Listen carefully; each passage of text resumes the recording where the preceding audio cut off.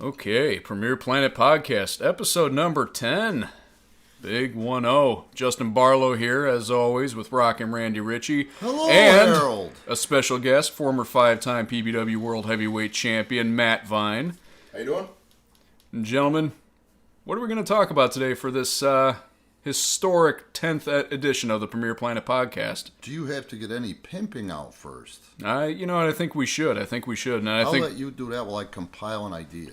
And I think we should, now's as good a time to remind everyone out there that even with this shelter-in-place order that's currently happening in the state of Illinois, we can't open our doors, obviously, to the public. I think it's the whole country, man. I read today that Florida, DeSantis finally gave in. Yeah. I know California, I think, is on lockdown until June. One. That's where Illinois got the idea from, was from L.A. and New York. Yeah. But even though we can't open the studio to you guys right now, we're still working hard on bringing you the best possible PPW content we can. So, as always, keep an eye on our streaming services. Number one would, of course, be our YouTube, 35,000 subscribers strong and over 13 million views.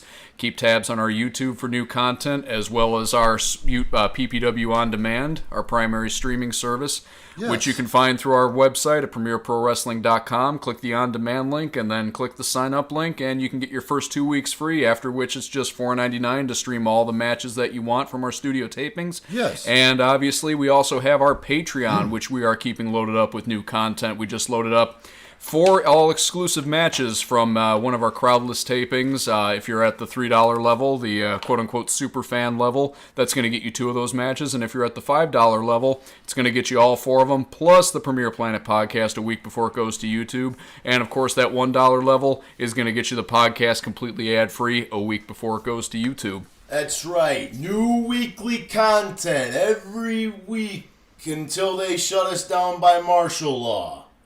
No, we'd still do it. Yeah, I'm sure we'd find a way. Yeah. I mean, there's small businesses that are still running. I mean, look at the restaurants. They found a way through doing curbside service and takeout orders. I mean, where there's a will, there's a way, as the old saying goes. And where there's a will, there's relatives. Exactly. You know what I was thinking? Why couldn't we just do tapings again, and part of the admission fee, they get a mask? Like, essential workers at the hospital get to wear a mask and go to work, right? Yeah, they do. Yeah, that's give them like a free little bottle of hand sanitizer if we can even find those anywhere.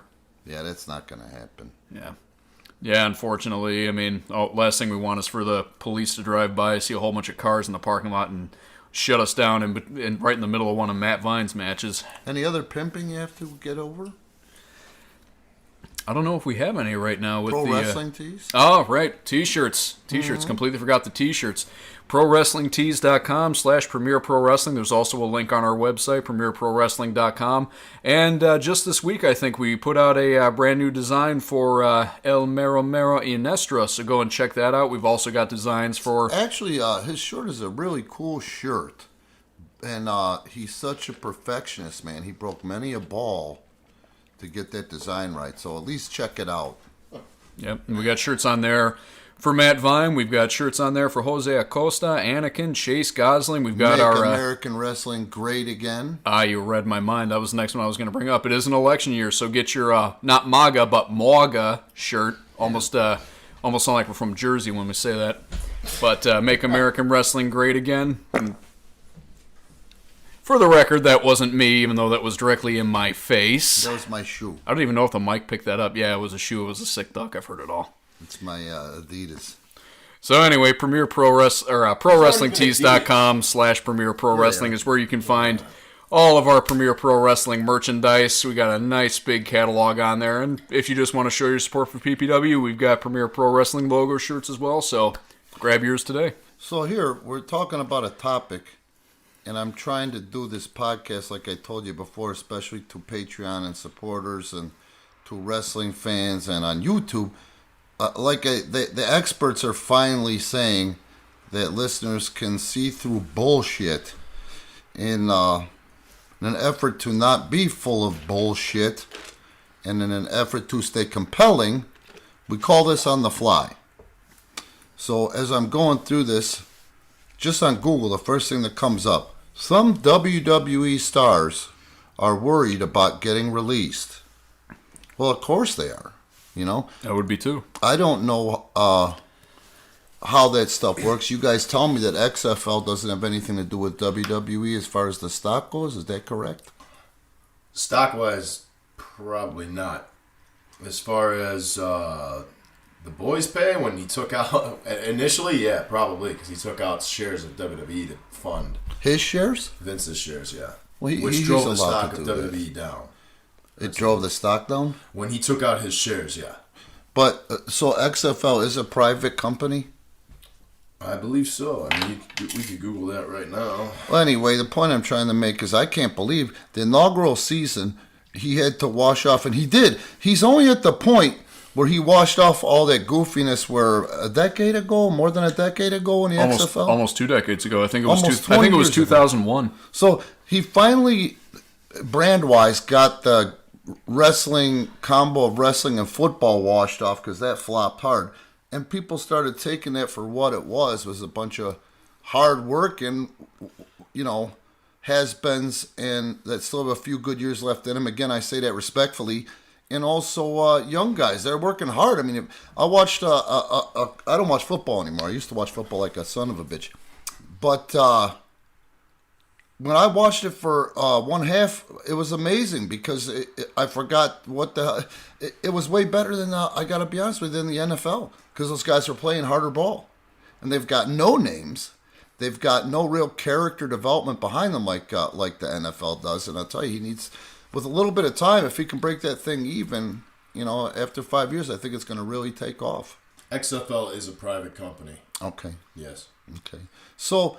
The reason why I ask you about that is, think about that. Their inaugural season, it just starts getting over. I'm not seeing any flaming on the internet.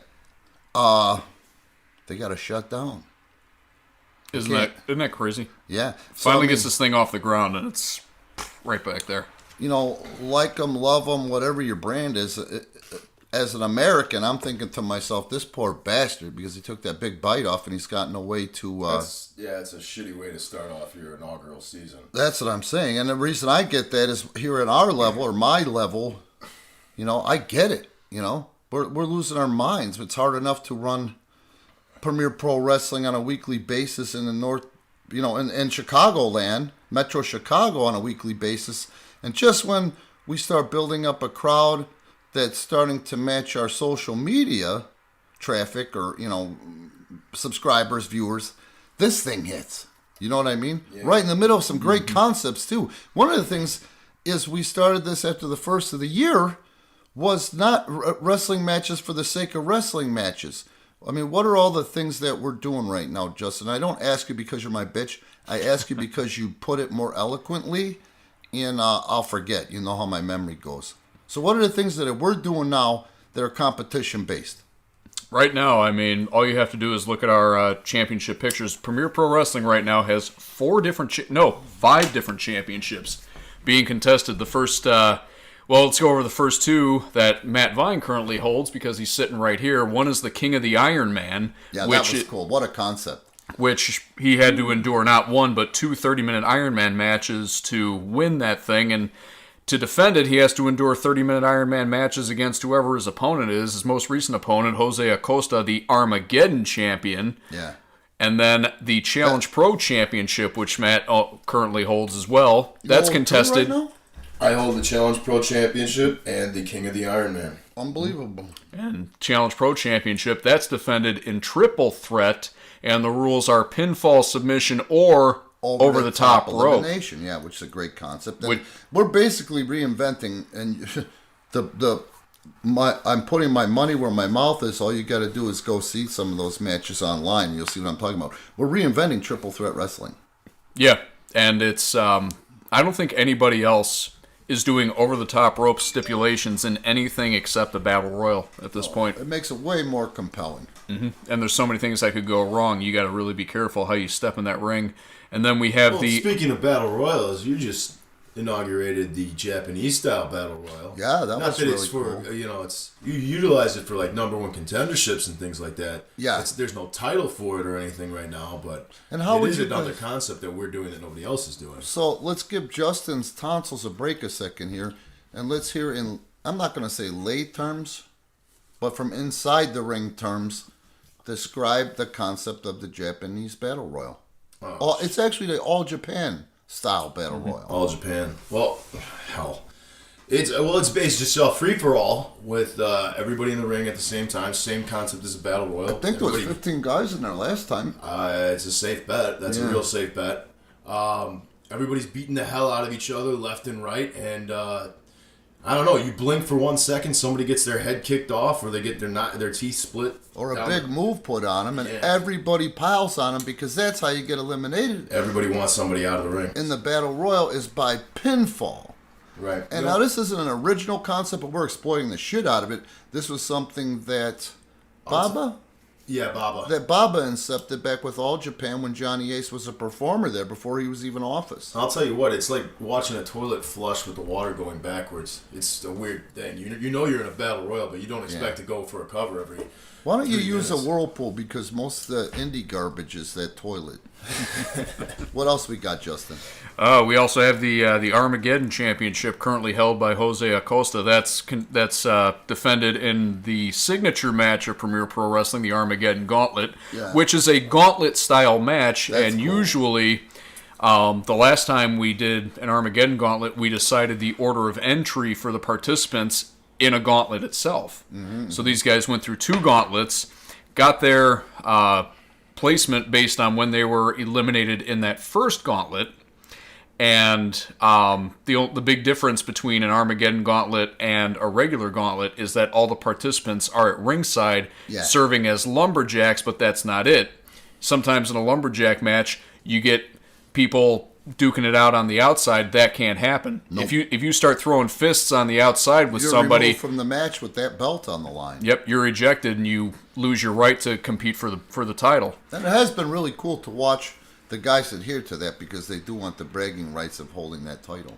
Well, I'll speak for that. I've competed in a lot of Armageddon gauntlets before. I defended the heavyweight title in the Armageddon Gauntlet before, and it's something different because not many people can say that they've run the gauntlet in the Armageddon Gauntlet. I beat everybody in the roster. You know what I mean? Essentially, that's what you're doing. You're trying to be the last man standing against pretty much the entire roster. And then again, if you get tossed out of the ring, you got help, or maybe you don't have help. You know what I mean? Depends on which side you're thrown out. The rudos are on one side, and what do they call the technicals? The technicals are on the other.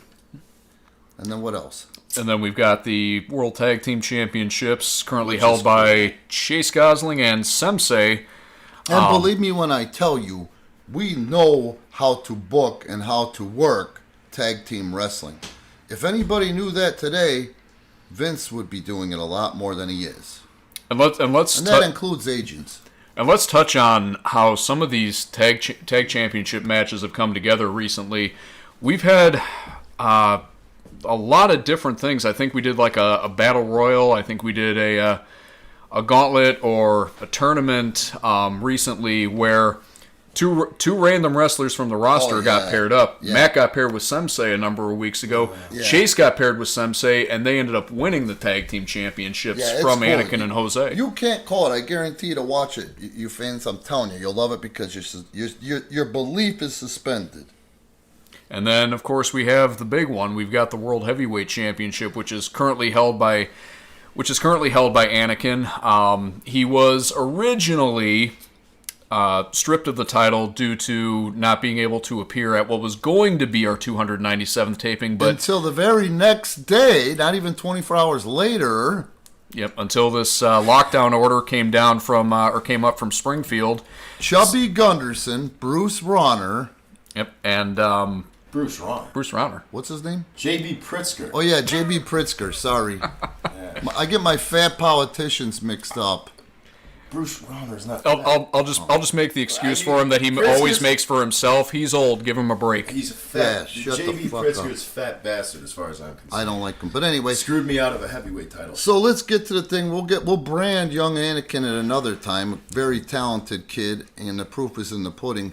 Don't pass judgment until you've seen his video I mean, his content on our YouTube channel or our Pivot Share, man. That kid is a workhorse and talented as all hell. And 19 years old? Yeah. 1920.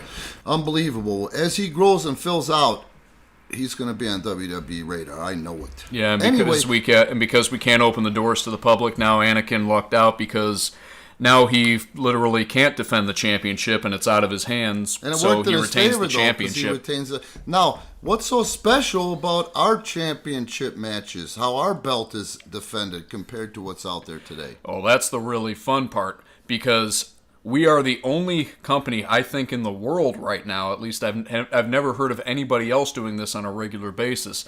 All of our world championship matches are defended in 2 out of 3 falls, unless otherwise specified. So that's what I'm saying. I mean, Heavyweight championship. The heavyweight championship. yeah, the World World Tag Championship. Heavyweight Championship is defended in 2 out of 3 falls. So, that being said, some of this stuff seems a little confusing, but actually it's not. It's not so confusing where it's not going to get your attention right away. It does. And you can see we're doing a lot of things, and we're working hard at the end of the day for the fan to not go out there and try to pull the wool over your eyes, man. We're going to suspend your disbelief, and you're going to be entertained. And I'm telling you, I've heard it in a lot of places from a lot of people how hard-working our roster is. And with this whole lockdown in place, I mean, we really appreciate you guys supporting us on any platform that you support us on.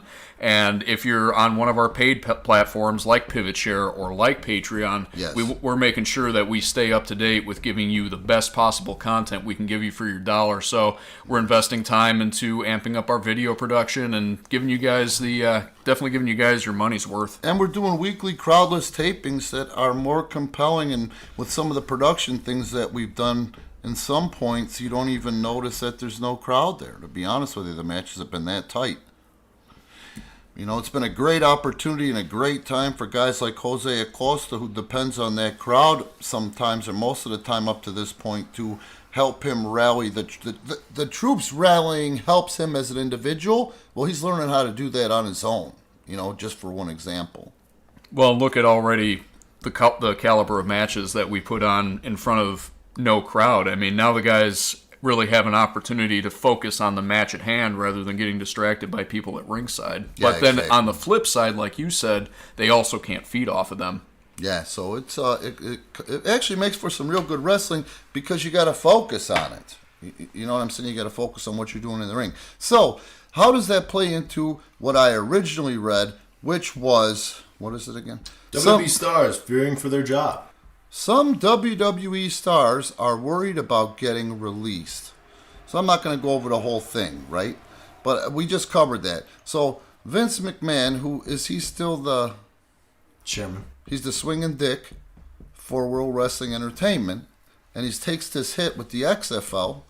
And then WWE, a lot of people think they don't care about the live event attendance. Well, he certainly does for WrestleMania weekend. I mean, what a moneymaker that is, not to mention a live event.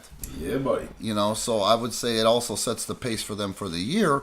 And isn't there something or other that happens with stock value at the beginning of the year, too? Or the first quarter, at least? It's the end of their first quarter. Yeah. So, was WrestleMania always in April? March or April. End of March, early April. Always. So, basically your first fiscal quarter of the new year? Correct. So they're taking a big hit, and everybody should be, even if they have contracts or under a contract, worried about getting released. So what do some of these people say? Nobody, I don't think, is coming out on record, but it's saying, and it's pointing out, Vince McMahon has offered big contracts to keep wrestlers from going elsewhere. But given what is going on in the world, some lower card wrestlers have privately acknowledged that there may be some tough decisions made this year, and there is fear of talent cuts coming at some point. Well, there's probably going to be talent cuts. But if I'm not mistaken, I mean, I haven't been watching as much as you guys because I'm burnt out on wrestling. There are always talent cuts after WrestleMania. Yeah. Is that true? Yeah. I'm going to jump in on this one. Go ahead. But is that the case? It's always? Always. Yeah. So I had a friend who was signed to WWE. Never even stepped foot in a wrestling ring.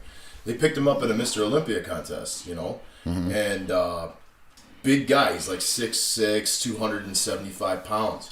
And he was with him for a good 7-8 months. And when WWE stock took a hit after this was right when the network came out, so they had a lot of expectations. But after they had a lot of expectations, but also major ass investment into the network. Right. Yeah. Huge investment, huge expectations.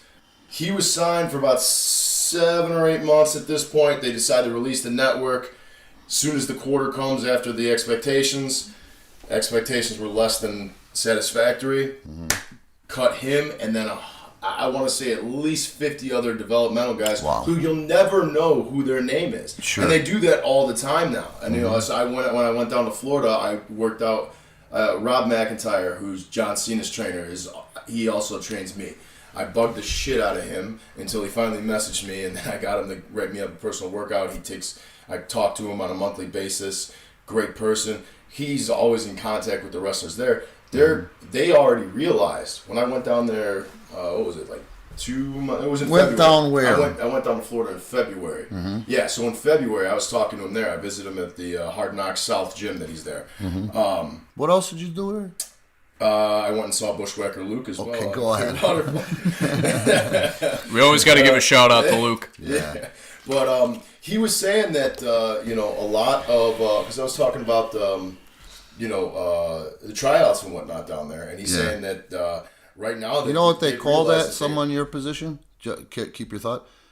You were gathering activity knowledge. Now go ahead. I call it networking.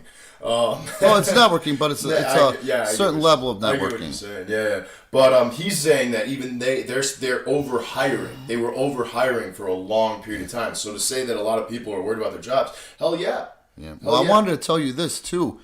The guys like you're talking about, non-wrestling, looks the part. They're taking a big risk because you know how many guys have said that even college level basketball is kindergarten compared to the drills that we do. Right. And you can take that to NXT and double it. So that being said, they're taking a chance on this guy, and when they figure out what they pay a guy like that his first year and the percentage of his pay that comes from each person involved training, each person involved agenting, right, and all that stuff, it costs WWE $77,000 investment just for 1 year to take a chance on somebody. On one person. Right. So you said there were 50 guys? Well, think about it this way. You got at least 30 people on Raw. No, I'm saying the ones that they shit follow me. I know, follow me on this, right? I'm talking about the 77,000. Hold on. 30 people on Raw, 30 people on SmackDown, typically. 15 to 30, right? Mm-hmm. NXT, you got double that number. So you got 30 to 60 people on that show. Okay. And then the Performance Center has about 180 people. 120 to 180 people typically at any given time. Those are the people that you're 77,000 of what you're talking about. 120 on average minimum. Do the math. Do the math on that one. You know what I mean? Yeah. So, one wrestler in WWE told me, I think guys know they can't depend on AEW as their safety net because they are going through their issues with canceled shows. This will be tough for a lot of guys and for a lot of people in the wrestling business overall. So let's talk about that. I know what I know. Tony Khan, he's the financier. Yeah. He is the money mark. Yeah. Sal Khan is the son of Tony Khan. No. I believe he's the father, actually. Tony Khan is... Okay, I got it backwards. He's the son that's running or operating the AEW. And they finally ended up getting a nice amount of money, a decent amount of money from TNT, right? I believe subliminal. I think they're finally getting paid per hour, okay? Now, I know what I know from the XWF, who was no more prima donnas, and they were going to start to compete with Vince. And I know what I know from the inside of Total Nonstop Action Impact Wrestling, when they were going to fire the first shot of the new Monday Night Wars, okay?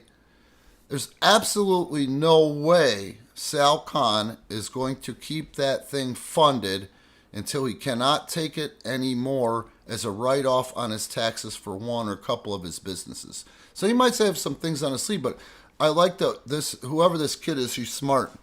I think guys know they can't depend on AEW as their safety net. Yes, that's true. You know, you can love AEW to death, and God bless them.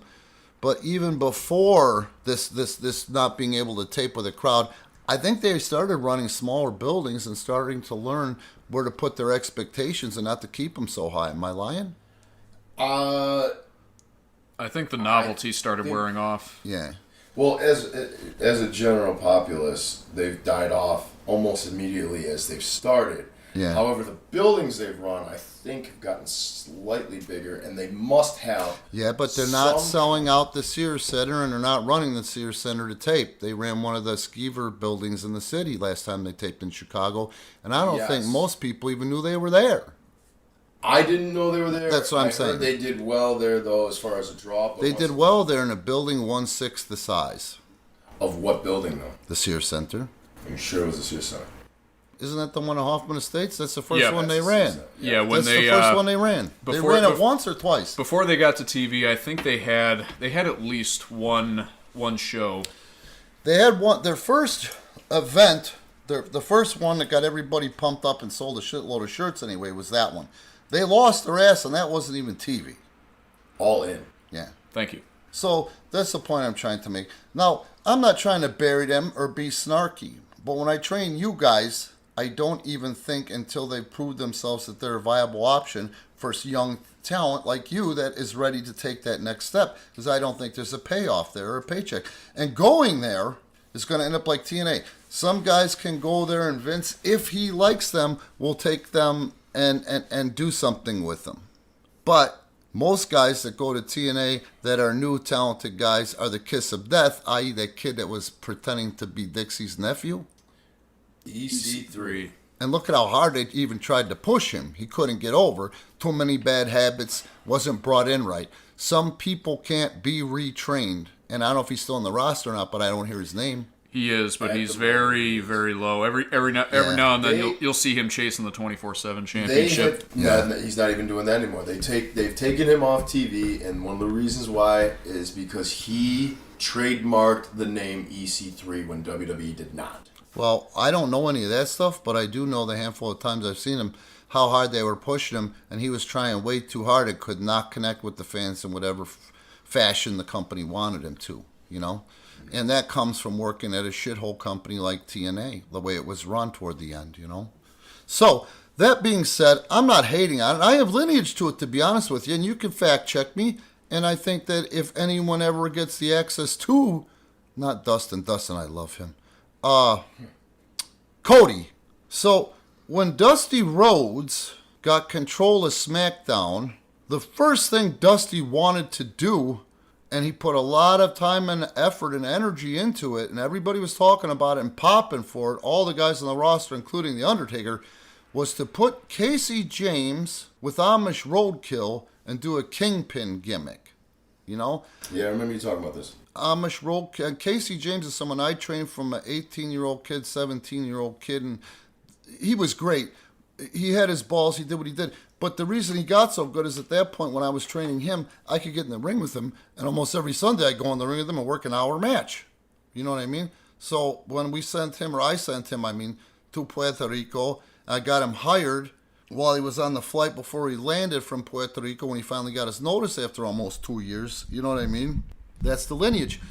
The Amish Roadkill had some sort of issue where he couldn't go through with the gimmick, and a lot of people are disappointed, including, I think Dusty was just disappointed as Casey James.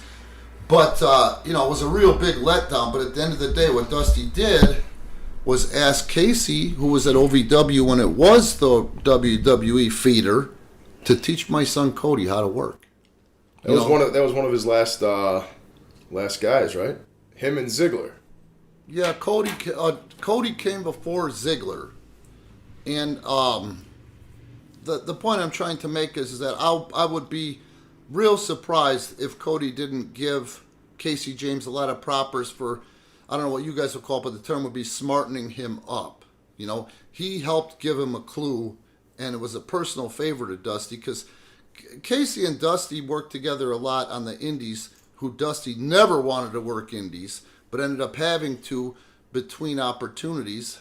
And, he was actually able to go and get in the ring with Casey 20, 30 times and knew that the kid was a worker. You know what I mean? Bitch. Huh? Lucky son of a bitch. Oh, man. Okay, so I'm going to just share it real fast. So, we're in Dothan, Alabama. One of the races is down there by Dothan, but not in Dothan.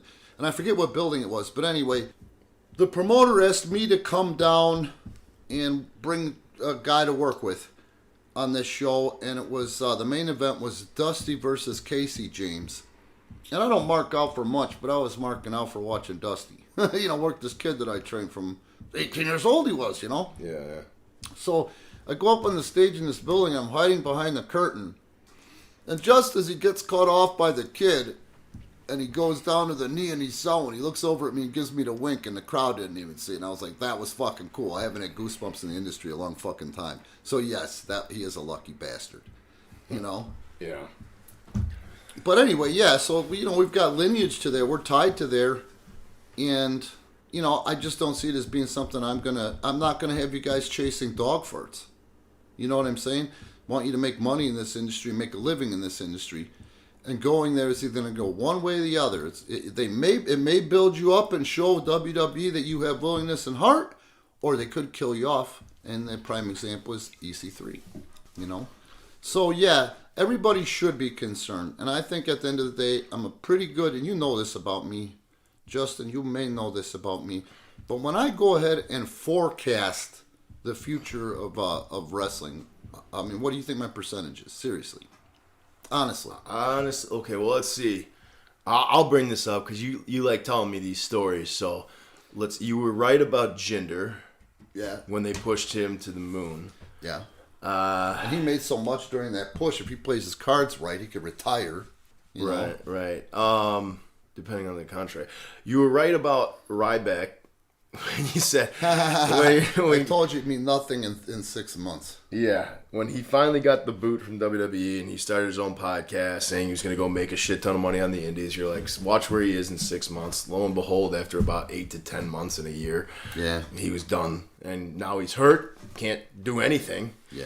And we'll see what happens when he tries to smooth over into AEW. And I'm not burying Ryback. I don't know Ryback. What I do know is that you don't leave the company that handed it to you, that met you more than halfway, that did 2/3 of the work to get you over, and then badmouth them and think you're going to come back when you haven't meant that much yet. Right. Let's see. You were right about...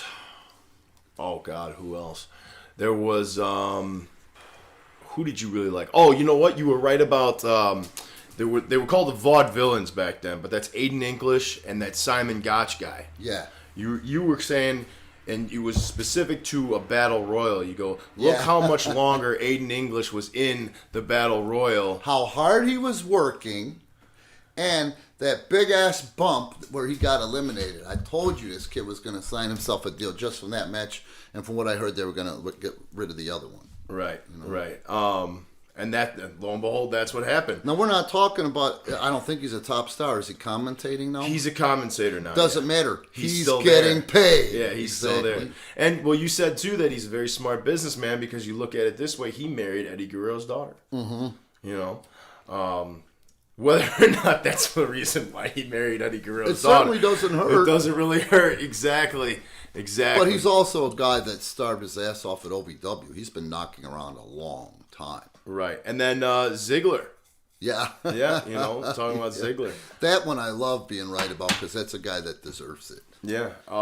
So there's several more, too, but Matt Vine farted, pardon him. Yeah, exactly. That's me. That's Farts Frank over here. Anyway, so back to Ziggler, who I want to use as a really good example.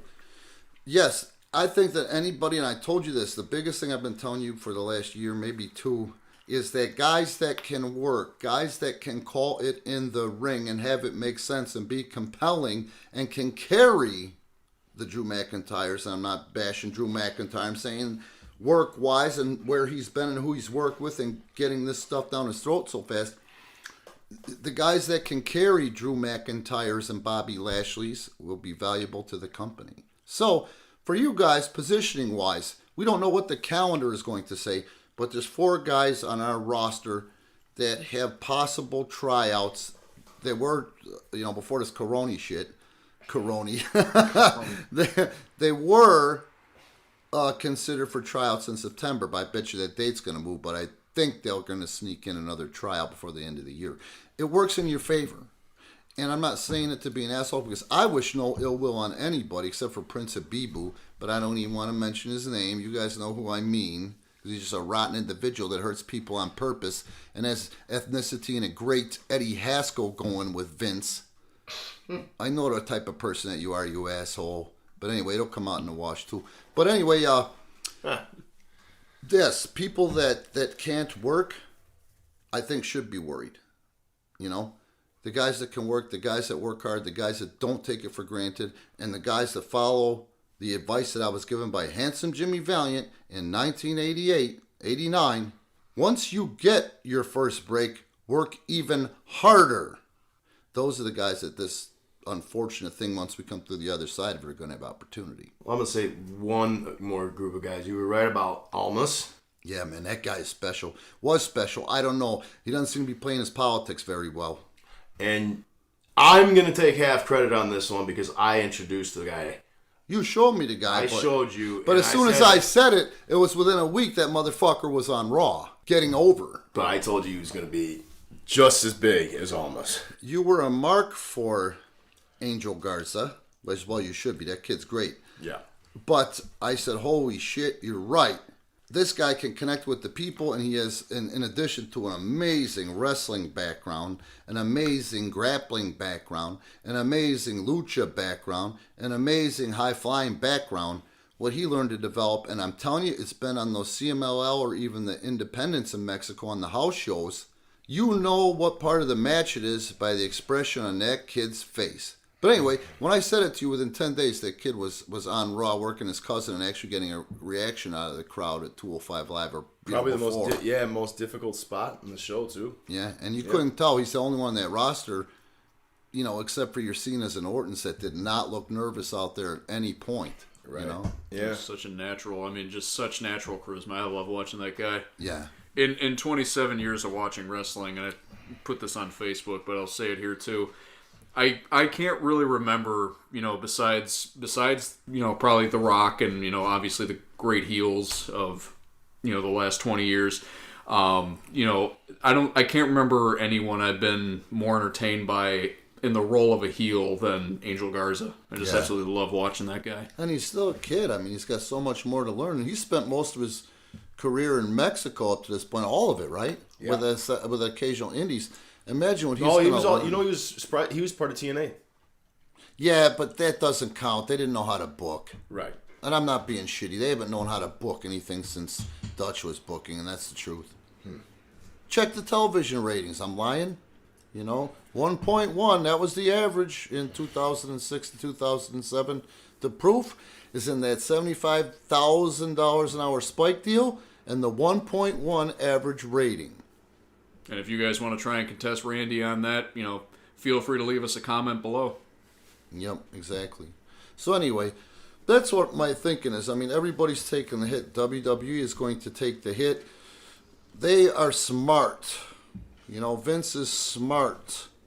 And is his son, is Shane in the background still at World Wrestling Entertainment? He's not in the forefront, but he's still in the organization. He'll always be around there, but I did not see him there when I was there. No, what I'm trying to ask you is he's not a personality right now. No, he's not a personality. Now, if he's in the office, that guy's sharp too, man. Let's see.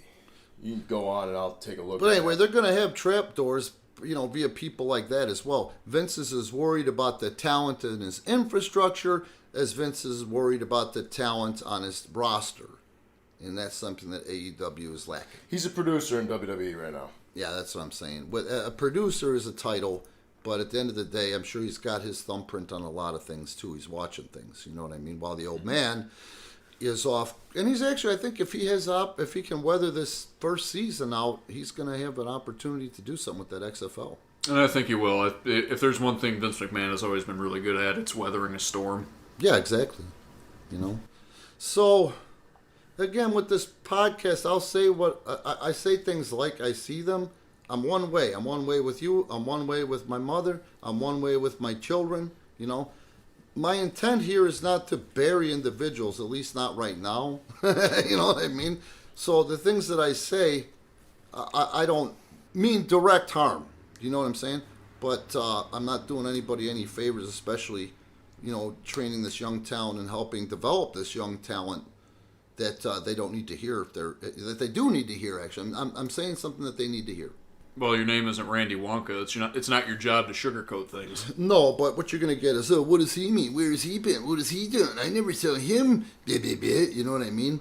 That doesn't matter. I'm not doing this for my ego. I've been everywhere. I've done everything. I have my eyes open and I listen. I think that's the big misconception when it comes to you now, because they see you and they think because your credentials aren't out there, on a piece of paper or on an internet site, they don't understand what you've come from or where you've come from, i.e. Memphis, World Class Championship Wrestling, all the territories of where half of Vince's guys, when he started taking over, came from anyway. Yeah. But, they'll look at guys like, Booker T in his school and Al Snow in his school, and they'll think like it's the greatest thing, since sliced bread because they've seen him on TV. You know what I'm saying? Like that. Things aren't always as they seem. And Al's a good guy. I don't know Booker well, but I've never heard anything shitty about him either. And they're accomplished. But at the end of the day, they never worked at World Class at the end and be one of the last things that was actually drawing money down there. Do you know what I'm saying? Working for Fritz and Kevin. So, I'm not being an asshole or anything like that. I'm just saying, I'm a humble guy. It's a fine line between being a mark for yourself and getting the word out there, And I don't want to be a mark for myself ever. Well, what's the difference here? There's a difference between speaking for your credentials, as a lot of these indie promoters like to do right now when they're 45 years old and putting themselves in every main event, God. letting your credentials speak for yourself. Well, it's not only that either, because I'm the one that's saying it for you, so. Yeah, which is cool too. And I'm not saying this to be an asshole, but you've checked me. You fact checked me. I know that. Most of you bastards do fact check me. But throwing my name around Cole Cabana, throwing my name around CM Punk, throwing my name around Mick Foley, and you're going to see that smile come to their face. Throw his name around Ken Anderson or John Moxley, too. Yeah, exactly. I gave Kenny his first match. I made him wrestle as Red River Jack. And later, look where he ended up. I mean, he became Kamikaze Ken Anderson, then Mr. Kennedy, Mr. Anderson, and TNA. And I've gotten to work with Kenny, too, in some matches when he was green. He used to come down. He'd make that ride down here on Sundays, and 6 hours round trip from Two Rivers, Wisconsin, just to come down and get some additional honing, learn things from me that he couldn't learn where he was at, And that's not me being like a horn tooter. It's a fact of where I've been. If you guys hear cats in the background, we're recording this tonight at Casa de Rand, and so some of the cats are... The Randatorium! Well, Casa de Rand... Okay, Vine wins that one. Randatorium, I like that. So, Vine, what were we doing? Why are we here tonight? We're doing a podcast. What are you talking about? Prior to the podcast, how did we end up where we're doing the podcast here? We were studying wrestling tapes. Oh, well, I mean, if that's how you want to word it, yeah. Yeah. We were watching our game film, so to speak. That's the other part of it. Becoming students of the game. It's underpants time, guys. Sorry. I'm home. I'm getting down to my skivvies. So, just don't go any downer than that. Let's talk about watching wrestling. And it's so funny because I can say that, right? And there's all these weirdos out there that some think they don't have to pay for training. I've had people say to me, but Just Incredible has got some training videos on YouTube. And they think they're not going to pay to train. They're going to learn from watching Just Incredible and then watching their favorite lucha tapes, There's a lot of people out there who know they want to call themselves wrestlers. And let's not say names, Vine. But there's a guy who's been in this industry how long? And I'm talking about a certain gentleman from the South. How long had he been around? He didn't even know how to do a fucking headlock takedown. Yeah. How long? Many years did he say he'd been around? He was pretty much no, as long as I have, so about 8 years. Yeah. Didn't even know how to do a headlock takedown. Yeah. No, it was very embarrassing actually. For him, yeah. Yeah. But so the point being, is what the hell was the point I was making prior to that? Well, you were saying that people think they can train themselves by watching Just Incredible. And there's 2/3 of the indie guys out there know where they actually really are in this industry. You know what I mean? And what we're not is we're not in this indie brotherhood of crap where people get hurt, people act like punks, people fight, prima donnas, all that crap. You know, we're trying to develop you guys to the next level, and obviously people are starting to catch on to that because of our YouTube following, social media. The pivot share is up, and we just got to get our stuff moving out there and get you guys to see what the hell I'm talking about. You know, check this stuff out and see if I'm talking the talk. No, walking the walk. You know?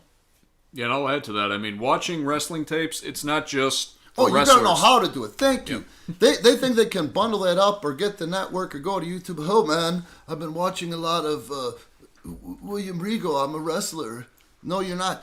You know as well as I do. You gotta learn how to watch wrestling. On top of it, that's hard too. Yeah, that's actually the hardest part, is to actually understand and know what to look for, as well as just looking at things. You know, you can't just watch the video and be like, "Oh, that was a cool move," and then just go and throw it into a match. I'm not here to smarten up the world for free. Well, I'm saying, so don't go into too much. I'm just telling you that. Just there you go. It's if anything, it's a hook to grab them to say, "Hey, what are you talking about here on this podcast?" So well, I can talk about whatever. They can watch as much video footage as you want to of your favorite star, and you can try and do all their moves. How to watch it. Exactly. You can try and know how to do all their moves. That's cool, but when you do 7 body slams in a row in a match and you look like shit. Well, it's not just that. It's just that if somebody would sit down with these guys, even at NXT, with the stuff they have in their library, with the stuff that they have that isn't even on the network, you know, that should be half the day for these guys. If they sat down with somebody that knew how to show them how to watch wrestling, that's a whole nother thing. You know, you got to have a certain level of patience that I get from having 3 children. 3 girls at that. Yeah, exactly.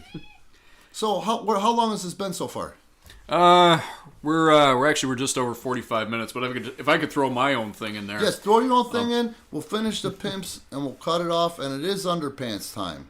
All right. What I wanted to say in terms of watching wrestling, I was saying before, it's not just for wrestlers. And one thing that I started doing that I think is really beneficial in terms of seeing what good storytelling is and what is not, is I started watching matches with the sound off.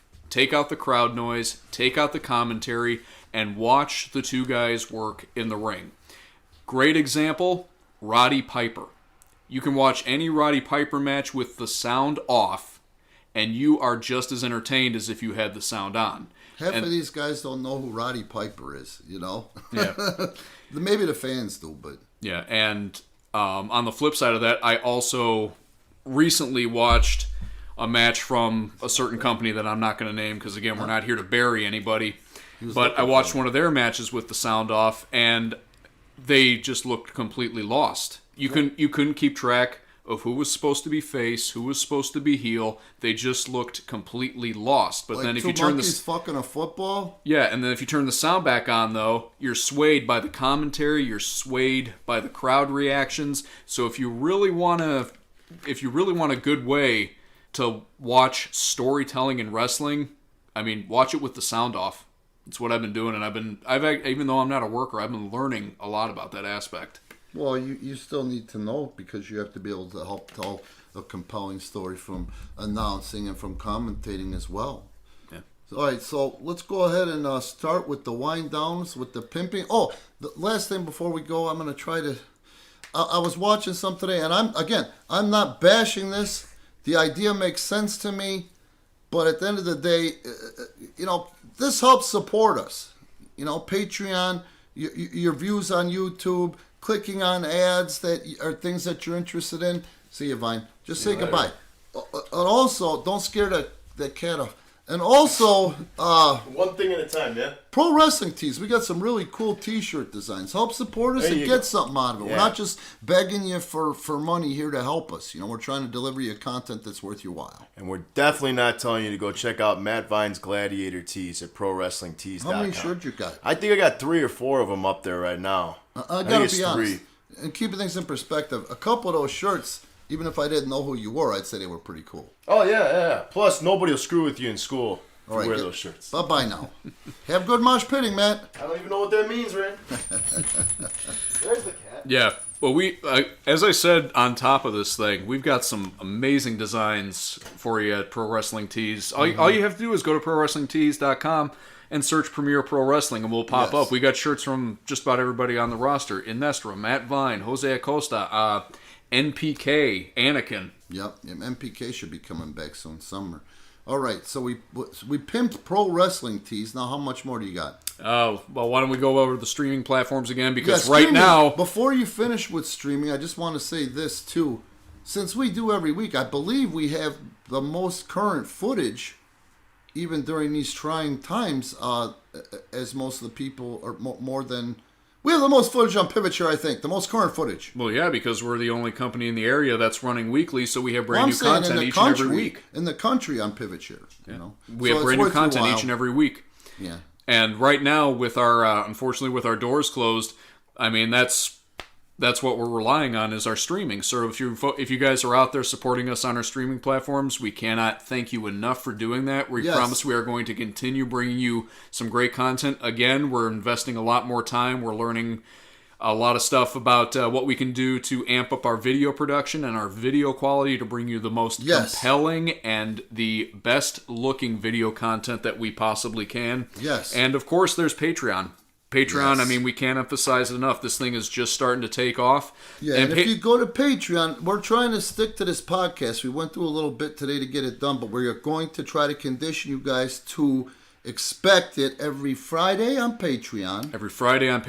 And then the following week on YouTube for free. But you get it early if you're a Patreon member. If it's a video podcast, yeah, it goes through YouTube. But when it's on Patreon, you get it ad-free on Patreon for that whole first week. Once it goes to YouTube, the ads start coming up. You get distracted. You got to sit through 15 minutes of BS to finally get to the content. And I promise you, it's one of the best dollars you'd spend. And not to mention the other tiers are valuable as well. Exactly. That's where it starts is $1. Every tier is going to get you the podcast a week early, ad-free, before it gets to YouTube. $1 will get you that. $3 will get you 2 exclusive matches per month. And then $5 is going to get you, depending on how many matches we record on a given day for any of our special tapings, it's going to get you a full taping. Yeah, don't worry about that because I'm going to deliver like I promised in the first place on the first one we did. Yep, and we are going to do our absolute best to stay consistent here with these podcasts, with bringing you guys match footage from our crowdless tapings. So, if you're already a supporter, stay tuned. If you're not a supporter yet, we want to ask you, just go check it out. Yep. Just go check it out. Go check out our offerings. See what we have to offer you on Pivot Share. See what we have to offer you on Patreon. And check us on YouTube for free. We've got like 1,700 free videos on YouTube. You can see what I'm talking about and see if it's worth your $1, see if it's worth your $4.99, or see if it's worth your $19.99 for the T-shirt. And I promise you, do your homework and you'll find out or figure out or feel I'm thinking or believing that we're worth your time.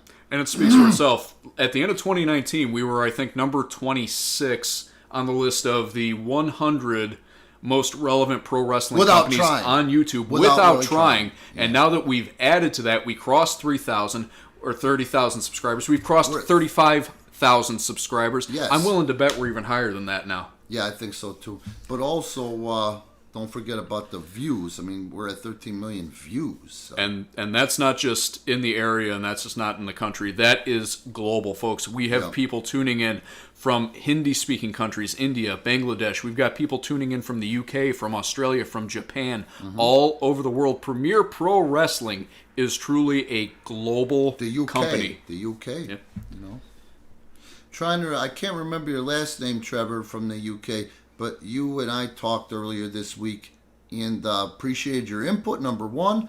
And number two, we'd appreciated you being, and I don't know if you know it, you were one of our first subscribers, man. So thanks for sticking with us. Yeah, and that's another, as long as you brought that up, I want to reemphasize that as well. Sure. This is a give and take, folks. It's not just us throwing stuff at you and you giving us money for it. you are equally in this as much as we are. You're producers. You're producers. You're supporting us financially. Therefore, you're a part of this. So if you have any feedback at all, be it positive feedback, be it constructive criticism, or if you just want to kick us in the ass verbally, honestly, leave us a comment. But just don't be shitty. There was this guy, he tried to try out. He half-assed it from the beginning, okay? He wanted all these special concessions. It's like, come on, man. At the end of the day, this is the cheapest training you'll find in the area, but it's also the best training you'll find in the area. He started off on the wrong foot, and he likes to go sneak on there and try to say shitty things on our Facebook and things like that. It's like, come on, I don't want to hear that shit. That shit's going to be deleted, Just because you didn't have what it took, don't go burying us. It's on you. Man up, own your shit. I've had to. But unless you're one of those people, again, folks, yes. it's a give and take. Leave us a comment. If you got questions for Rand, again, this guy has been around since 1988. He's been doing this for over 30 years. A wealth of experience, a huge well of knowledge. As much as he downplays it, he's got a lot more upstairs than he likes to say. Funny fucking guy too. Yeah, I guess he's all right. Funny as I'm telling you, Sandler getting his 20 mil. Half the shit he's done, I've been doing since I was 17. So if you guys want to pick Rand's brain, leave us a comment. If there's a subject you want to know about, leave us a comment. If there's something you think that, we might want to adopt or change up a little bit or do differently, leave us a comment too. It's all going to get taken under consideration. Yes. All right, that's it. We got it all covered, right? Yep, we did. So thank you, folks, again, and once again, folks, we thank you for your patience with this whole lockdown situation. We miss you guys as much as we hope you miss us, but we're going to continue to bring you the most compelling content we can on a weekly basis for as long as we have the power. We're coming to you even with pants off, if that doesn't tell you something. Yeah, and literally, we're in Rand's house right now, and he's already got his jeans off. He's already in underpants time. Underpants time. Sorry, underpants time starts after 9 p.m. And so we're going to take this home. Thank you again, folks. Remember, check us out on Pro Wrestling Tees. Check us out on our streaming platforms like Pivot Share and Patreon and YouTube. And we'll see you folks next time. Bye-bye now.